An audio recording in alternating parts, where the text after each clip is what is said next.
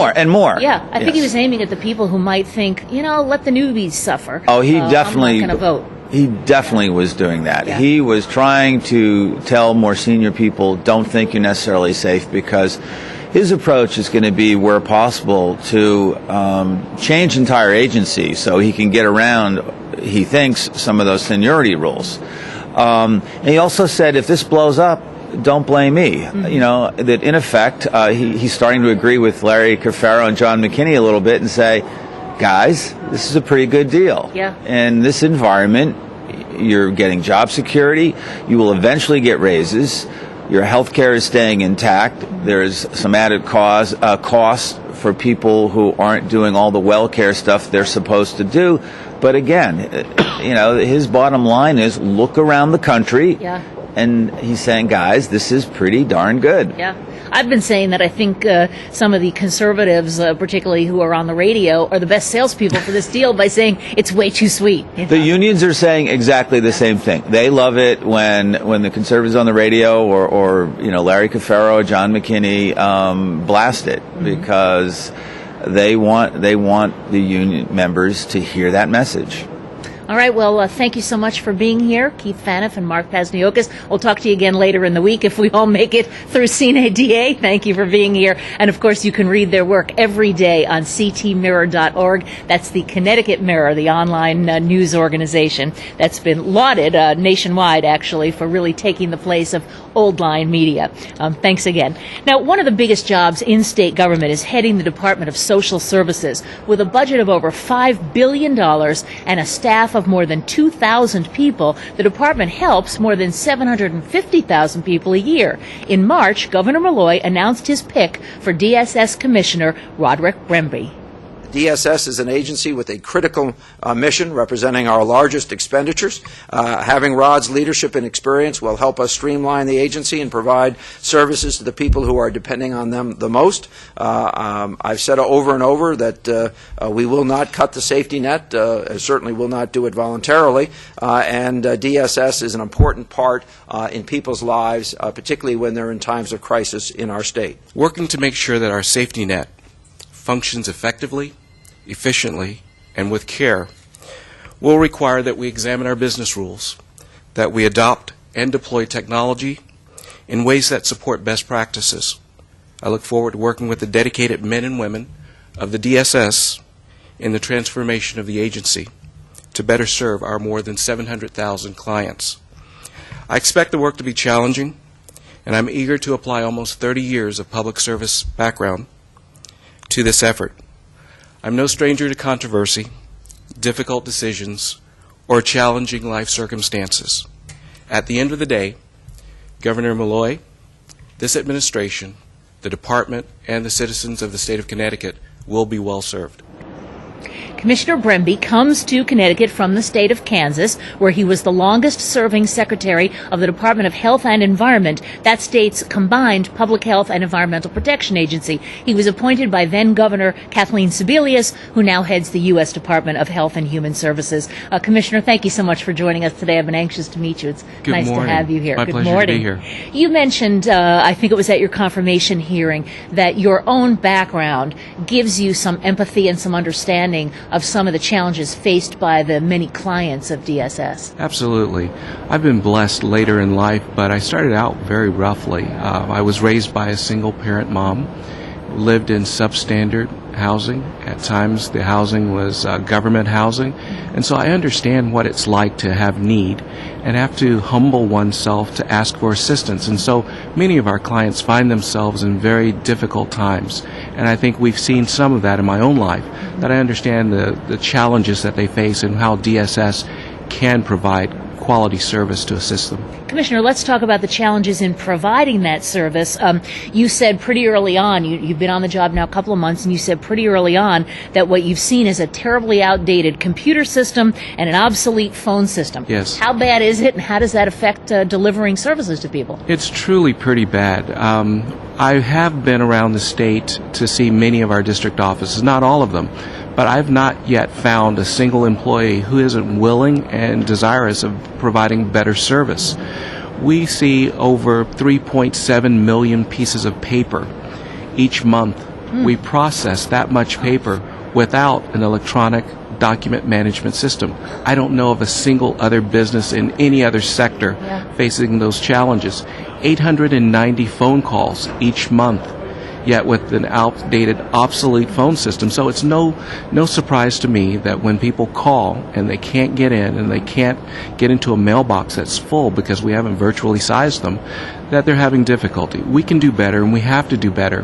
The plans have been on the books for a long time, and so it's my task to try to make sure that our folks, our frontline people, have the best tools possible to serve the people of Connecticut. Now, of course, what people are going to say is we're in a budget crunch. Where do you get the money to provide that new technology?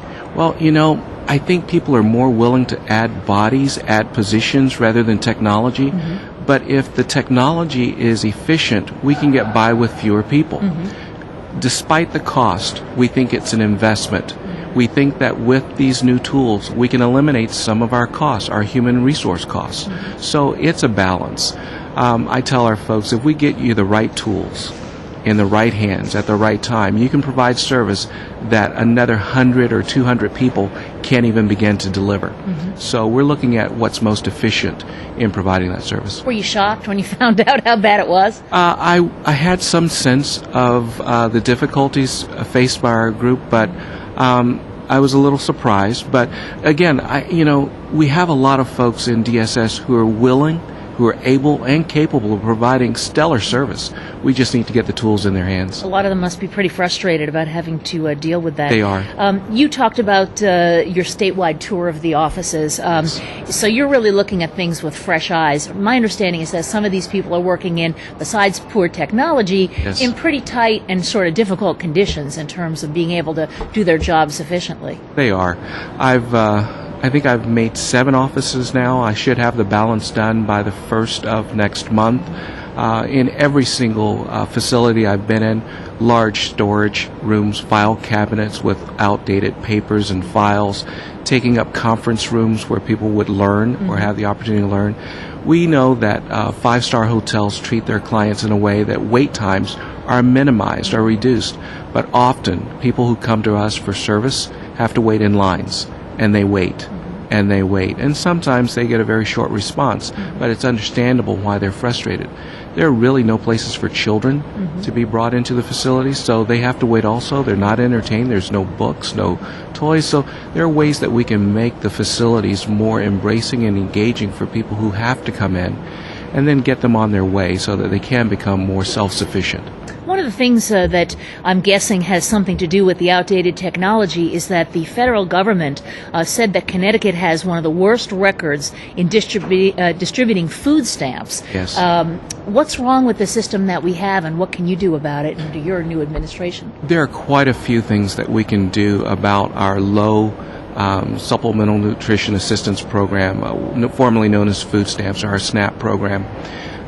We do not serve all who can be served. We have very low coverage rates, and when we do serve them, our numbers are off. We don't give them enough, and sometimes we give few people too much. And so we need to bring quality back into the process. We need to sit down, walk through with our workers the process over and over and over again. I'm going to make sure that our folks understand that this is critically important to me. We've been under the threat of sanctions for some time now, and if our numbers don't improve fairly quickly, we will be hit with sanctions from FNS, the Federal Nutrition Service, millions of dollars, and we can't afford that. So what can I do? I can bring some attention, some focus to the program, and also to bring my sense of systems review so that we can build our system, so we can have maybe an express SNAP lane. Maybe we can look at the determination periods, making sure that the mail gets out on time, those sorts of things, so that our workers can do the work that they're trained to do. Commissioner, one of the things that recently came up in an article in the paper just a few days ago had to do with allowing people on cash assistance to spend more time working on their education so that they can eventually help prepare themselves to get off assistance and have better lives for themselves and their children. What are the blocks to that? Why is that not happening now, and what can be done about that? It's an excellent idea. In fact, it is what we should should be doing. The problem is that the federal rules don't allow that. And so what we need to do is talk with our federal partners about modifying the rules so that people can go back and get the skills and the education they need in order to get a better foothold in life. We agree wholeheartedly with that concept. The problem or the barrier are the federal rules. And so when we say we're a little concerned about the program, it's not the outcome of the program or the intent of the program. It's that we believe that if we apply the proposals in the way that they're suggested, we could run afoul of the federal law and then be fined or have some of our TANF resources restricted. So Can you explain to me why the federal rules would be balanced in that direction? Because Absolutely. It seems like a no-brainer to say Yes. get people to get their education, their GEDs, their associate's degrees, whatever it is, so that now they move on and become part of the working society. Yeah, I really don't like to kick another level of government, but That's admirable. prior to this administration, Congress did a lot of things that really didn't make a lot of sense. We all know that education is the cornerstone, but unfortunately, some congressional leaders felt that it was important to restrict people getting public benefits from doing anything but working. So no opportunity to go to school, reduce the amount of resources available for child care, and just have them work. And so it locks people into a horrible position where they really want to better themselves. Yeah. So unfortunately, that was the federal rule. We think with this administration's in conversation, we might be able to expand that rule set. Well, as I said, it certainly seems to make sense. It does. There was a discussion in the legislature that there was unspent money in DSS accounts left over from last year. This is obviously before you became the head of DSS. Why would there be money left over? It seems to me like there are plenty of people who need the help. No question about it. Plenty of people needing the resources.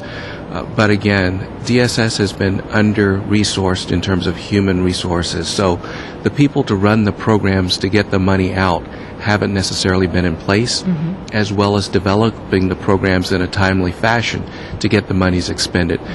A whole lot of structural issues. But I assure you, the resources that are there now are insufficient to provide the services that we need to deliver, but we will go about getting those resources out the door as efficiently as we can.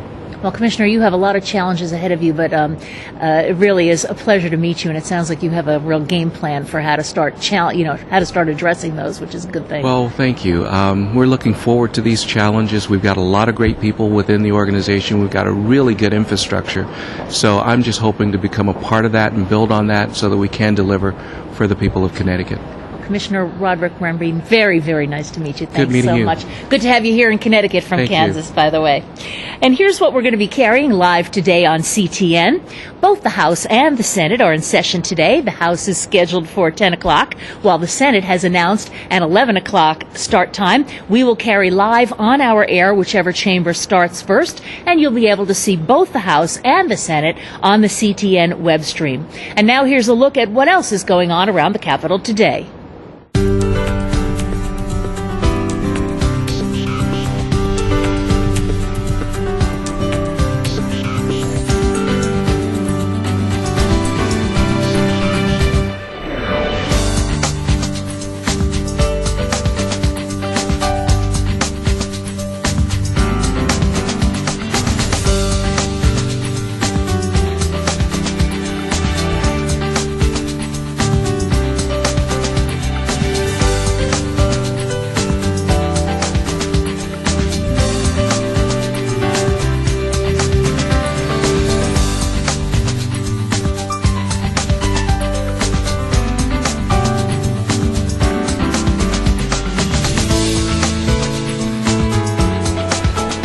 The crew here is pretty happy about the ice cream social. There'll be a couple more of those before everything wraps up.